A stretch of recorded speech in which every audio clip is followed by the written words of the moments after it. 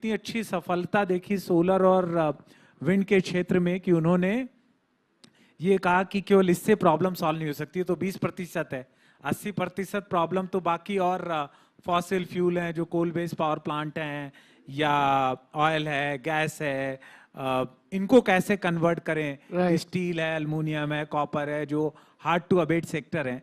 उस वक्त भारत ने ग्रीन हाइड्रोजन मिशन बनाया कि हार्ड टू अबेट सेक्टर के लिए भी टेक्नोलॉजी है। जैसे हमने सोलर में सफलता हासिल की है, पहले हम पॉलिसीज बनाएंगे जिससे इन्वेस्टर इसमें आ सके और उनके सारे कंसर्न्स को एड्रेस करेंगे जिससे फाइनेंशियली वायबल हो, और फिर ग्रीन हाइड्रोजन परचेज ऑब्लिगेशन के थ्रू मार्केट प्लेस को क्रिएट करेंगे। और जो ऑब्लिगेटेड एंटिटीज हैं जैसे fertiliser sector, steel sector, city gas, oil refineries, उनको मैंडेट देंगे कि आप सर्टेन परसेंटेज अपने कंजम्पशन का green hydrogen, green ammonia, green methanol पे लीजिए, और फिर मार्केट प्लेस क्रिएट होगा तो इन्वेस्टर्स आएंगे। सो इंडिया इसको डिफरेंट तरीके से देख रहा है। वो इसलिए नहीं देख रहा है कि केवल वर्ल्ड चाहता है, वो इसलिए देख रहा है कि हमारे देश का कल्चर ही एक्चुअली मदर अर्थ को मदर की तरह ट्रीट करना था, और नदियों को हम माता मानते थे, पर्वत की पूजा करते हैं, और उस कल्चर को प्रमोट करने के लिए और सस्टेनेबल लाइफस्टाइल डेवलप करने के लिए green hydrogen, green ammonia, green energy. Actually, our connection as civilization with nature is so old. We were leading the world in sustainability either way, barring the 200 years of colonization. We were leading the world in sustainability either way. So it is fascinating that you are bringing that point up. You know, हमारे civilization जो है, लेकिन मैं mister Rambabu परवस्त से ये पूछना चाहूँगा कि क्या हमारे पास सही तरह के टैलेंट और रिसोर्सेज हैं इस अपॉर्चुनिटी के फायदा उठाने के लिए? इतना ग्लोबल इंटरेस्ट है, इतने ग्लोबल इन्वेस्टमेंट्स आ रहे हैं, क्या हमारे पास सही टैलेंट, रिसोर्सेज और पॉलिसीज हैं सबके फायदा उठाने के लिए? As Baki, you know, everybody else has emphasized. Right. I think the mitigating climate change is a huge challenge across the globe, and globally we need to get to net zero by 2050. Saying is okay. Everybody is, you know, going to COP and committing, etc., etc. But there is a huge challenge of accelerating it and going slow on it. Okay. So very important challenge is actually accelerating it and promoting the first level net zero solutions in each sector. For us as in India, we are sitting on an opportunity. Even though this is a responsibility, we are sitting on an opportunity, and for the first time, the Prime Minister has said that there is an opportunity for us by 2047 to become energy independent. India never actually came across such an opportunity to become energy independent. Okay. Even when we had coal, when the whole energy scenario was getting dominated by oil and gas, we became more and more dependent on the external sources for getting the energy in. For the first time, we have an opportunity to use our solar resources, solar radiation, an opportunity to use our water flows, an opportunity to use our wind resources, and combine that with our geographical, the landscape, which is creating an excellent opportunity for pumped hydro storage. Actually, for storage, to a large extent, we may not require the battery kind of a solution, even though it will be an important part of the solution. But at a grid scale, gigawatt level, pumped hydro storage combined with solar and wind, today is able to produce a base load power, okay, at a competitive cost than a new coal-based power plant. Today, we do not have any reason to actually establish a new coal-based power plant for any other reason, okay, but not for financial reason. All right. Not for economic reason. Fair enough. Dr. Rajiv Mishra, he's spoken about all the resources that we have. I'm going to push that other question that I'm going to ask first. Do we have the talent?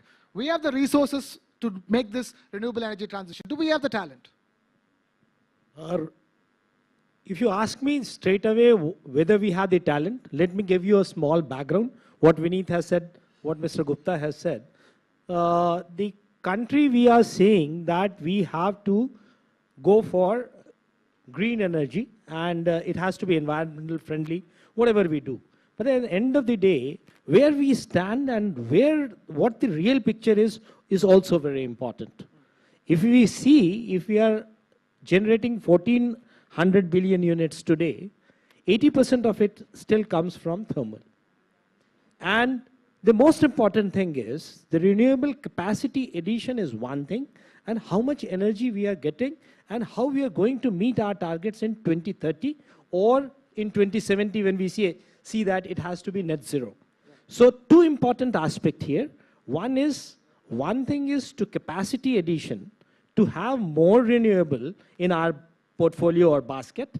Second is to mitigate the environmental risk which comes from the energy transition or the thermal, which is contributing 80% of your energy.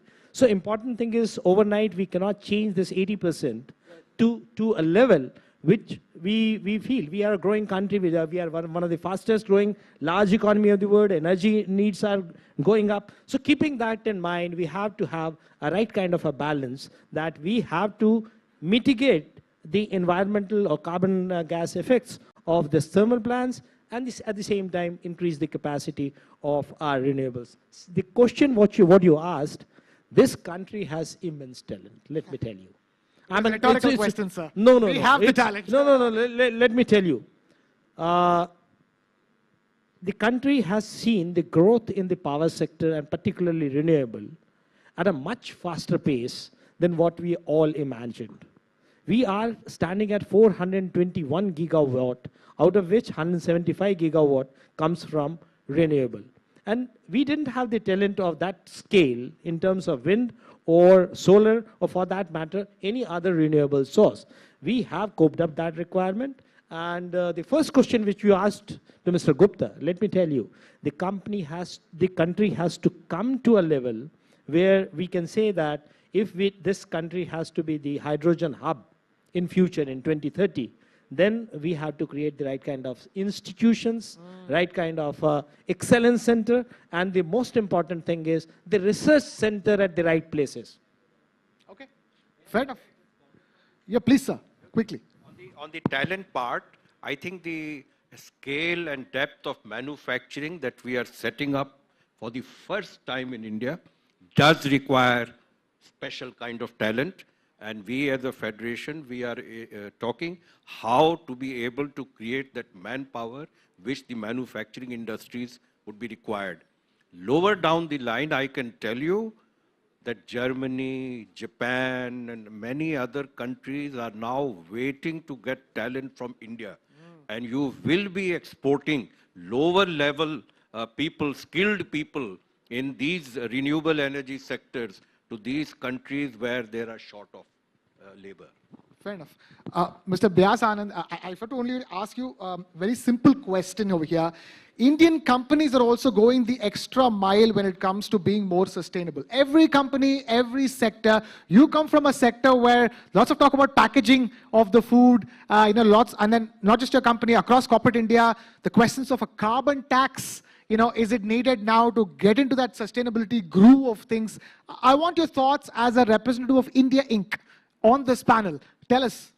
Thanks, Krishna. In fact, what you rightly said is that every Indian company, be it large or small, is doing their bit to conserve environment, to reduce their carbon footprint. Every company has taken a target for net zero. Some will try to achieve it in 30, some 35, some 40, but those targets are already in place in line with what Mr. Modi has also targeted for the country.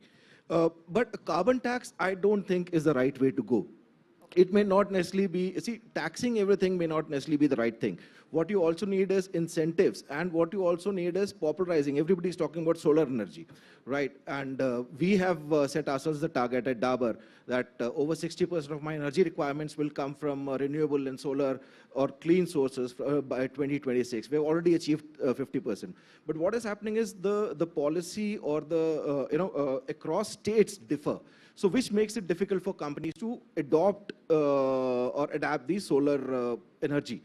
one state, say like a UP, is very open. It will let you connect to the grid, draw solar power from the grid. But another state is completely opposed to it. It will not. It will say you will have to set up the solar in your plant premises. If you have to do it on your rooftop, only 1 megawatt per connection is allowed. So there has to be some uniformity when it comes to these policies across states. That is what's going to help companies, adapt and embrace these cleaner technologies.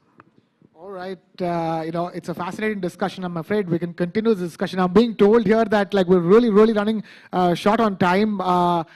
There is one audience question. If I may take one audience question. Sir, you have a question? I know we are running again out of time, but just wanted to ask 2-3 things, if you can quickly comment. One is that people do worry about the affordability of the energy, the new energy, which will be, commoners ask this question कि जब इतनी बड़ी कंपनियां एकदम अलग तरीके से बिजली बनाएंगी, ऊर्जा बनाएंगी, तो वो हम लोग खरीद पाएंगे क्या? एक ये सवाल ये लोग पूछते हैं. Second is that how ready we are in terms of the institutions designing the courses, educate courses for being the future ready, and do we have the faculties and other resources, infrastructure to train the new generation to be invested in this kind of industry? That's it. Actually, I'll take that question. So when I was setting up my 15 megawatt, I was asked by First Solar, an American company, that you find a German EPC contractor or European, then only I will sell you the solar panel. And this was not long back. It was in 2010, January or February, I still remember very clearly. And we did work with Konaji, and that company doesn't exist anymore. They used to do 100 megawatt a year. Now my company does 2000 megawatt a year of EPC alone. So look at the scale, like it has gone not 10 times, it's like more than 100 times which has expanded. So in terms of human capability and the talent scale, actually India has our biggest strength more than natural resources is human talent. We are blessed and fortunate that we have the talent pool which is driving Googles of this world to Facebooks of this world to Apple of this world. We should not be worried about it. What we need to do is to start rewarding our faculty in an honorable fashion. So the best teaching talent remains in India and they empower our youths more and more. Talent is not an issue. And in terms of the energy cost and affordability, solar is the cheapest in the world. The reason we are able to think about green ammonia, green methanol, because our cost of energy is 275. The reason you pay little higher electricity cost because we as a country still have poor people. And the government has to support underprivileged by giving them electricity either at free to the farmers or to the people who are not making good money. So that is the reason there is a cross subsidy on industry and people who can afford to pay. But solar, wind and pumped hydro together can provide you reliable, affordable, green power 24/7, 365 days. India would run cars, trucks and everything from पानी. आपको जब बोले कि जल से गाड़ी चलेगी तो आप सोचते थे बच्चे कल्पना कर रहे हैं. अभी कल्पना नहीं रह गई, ये वास्तविकता हो चुकी है. Green methanol, green ammonia, green hydrogen की कारें आ रही हैं. जिस दिन आपके पेट्रोल पंप में पेट्रोल के साथ हाइड्रोजन मिलने लग जाएगा, आपकी ग्रीन कार्स आ जाएंगी और आपकी कॉस्ट ऑफ रनिंग 1/4 होगी. कैपेक्स जरूर ज्यादा हो सकता है. सर, एक समय बचपन में हम लोग जल तरंग देखते थे टीवी पे, वो जल से अभी इतना कुछ हो पा रहा है, आज ही समझ में आ रहा है हमें. तो एक मैं आपसे एक ही चीज कहना चाहता हूं, बिजली कहीं से फ्री नहीं आ रही है. उसको बनाने के लिए बहुत इन्वेस्टमेंट करना है, मेहनत करना है. तो ये कल्चर के फ्री मिलेगा या बहुत सस्ता मिलेगा तो आप पूरे सेक्टर को खत्म कर देंगे. बिल्कुल, ये ध्यान में रखना चाहिए. So that famous हम लोग गरीब नहीं है ऐसे. Just one thing. We are really going over on time, but a very fast. Just one thing. He asked a very pertinent question. ये institutions जिनको आप चाहते हैं कि वहां से टैलेंट बन के आए, उनको सपोर्ट कौन करेगा? ये 2.43 ट्रिलियन की इंडस्ट्री बनने वाली है. जो टारगेट्स हमने सेट किया है और आपके देश में जितने बड़े इंस्टीट्यूशंस हैं, वो चाहे IIT दिल्ली हो, IIT कानपुर हो, या आप जिनका भी नाम लेना चाहें, सब में एक सेंटर फॉर एक्सीलेंस है जो कि सिर्फ रिन्यूएबल के ऊपर काम करता है। और आप अगले 5 से 7 साल में देखेंगे कि वो सेंटर किसी भी डिपार्टमेंट से बड़ा होगा। All right, one last word, sir. Dr. Rambabad Vastu. Yeah, please. On the same thing.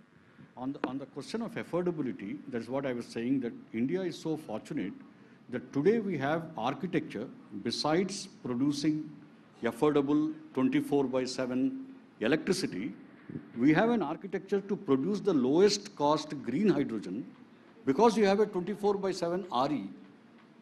Hence, you can use the alkaline electrolyzer for the full capacity, and they don't require much investment into hydrogen storage. Today, we have many people putting up architecture, hydrogen production architecture, which is the lowest, looks like the lowest in the globe. So, on the question of talent, I just wanted to say there are multiple initiatives that are happening. Even Greenco, we are supporting a new school, Greenco School of Sustainability at IIT Hyderabad, which will run a new degree in sustainable engineering and also develop skills to be able to address the requirements of the energy transition. We believe that the energy transition and the materials decarbonization, okay, will be much larger challenge than information reorganization. Last 3 decades, we tried to reorganize the information, and we in India did help that reorganization of information. But sort of decarbonizing energy and reorganizing materials is going to be a significantly large challenge. It requires new talent, new R&D. I think India should take the leadership, and many people are actually working on this particular front to address that challenge. Let's hope that India takes leadership. Here's a big round of applause to all the gentlemen of the panel. A fascinating conversation. I would have loved to have Byas answer corporate India's take on the progression of energy transition in the country, but I'm afraid we're completely run out of time. I want to thank every single one of you gentlemen for taking time out to be with us, and thank you for a wonderfully involved audience over here as well. Last session for the day, since yet so much energy. Big round of applause for you guys in the hall as well. And with that, I take your leave. This is Krishna Kumar signing off. Thank you so much. Back to you. Thank you so much. It was great hearing you all. Okay, I would request you to please be all seated the for a few panelists to more just stay on stage minutes. for a second. We will be taking the pledge for My India, My Life goals. Requesting all the audience as well to take the pledge along with us. Please, sir. Please, sir. I would please request you to please be with us in the premises right now for a few more minutes. And अब मैं आप सभी से request करती हूँ कि आप सभी खड़े होकर लाइफस्टाइल फॉर एनवायरनमेंट के लिए प्लेज लें। हम प्रतिज्ञा करते हैं कि हम हमारे एनवायरनमेंट को बचाने के लिए अपनी रोज की जिंदगी में हर संभव बदलाव लाएंगे। हम अपने परिवार, दोस्तों और अपने आसपास के लोगों को पर्यावरण की बेहतरी से जुड़ी आदतों और व्यवहारों के महत्व को लेकर लगातार प्रेरित करेंगे। हमारे इंडिया के लिए, हमारे अर्थ के लिए हम अपने इस लाइफ गोल को अब अपने जीवन में अपनाएंगे, हमेशा इसका पालन करेंगे। Thank you so much for your presence, and all I can say at the end of this conclave is, knowing is not enough, we must apply. Willing is not enough, we must do. And at the end, I'm going to make the rest of my life the best of my life. Thank you so much for joining us today, everyone. Round of applause for all of you. Dhanyavad. Thank you so much. Well, you can join us for a tea, high tea, and thank you for your presence today.